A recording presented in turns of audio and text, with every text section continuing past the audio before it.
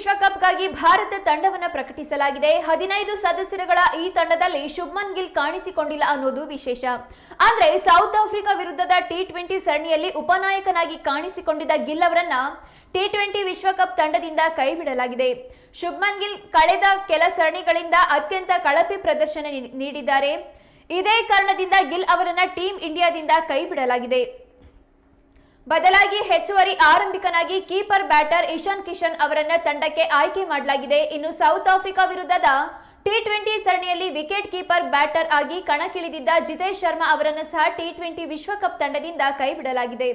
ಅವರ ಬದಲಿಗೆ ಫಿನಿಶರ್ ಆಗಿ ರಿಂಕು ಸಿಂಗ್ ಅವರನ್ನ ಭಾರತ ಟಿ20 ವಿಶ್ವಕಪ್ ತಂಡಕ್ಕೆ ಆಯ್ಕೆ ಮಾಡಲಾಗಿದೆ.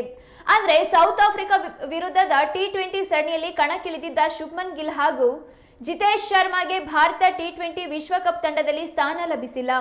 ಅವರ ಬದಲಿಗೆ ಈ ಬಾರಿ ಇಶಾನ್ ಕಿಶನ್ ಹಾಗೂ ರಿಂಕು ಸಿಂಗ್ 15 ಸದಸ್ಯರುಗಳ ಬಳಗದಲ್ಲಿ ಕಾಣಿಸಿಕೊಂಡಿದ್ದಾರೆ.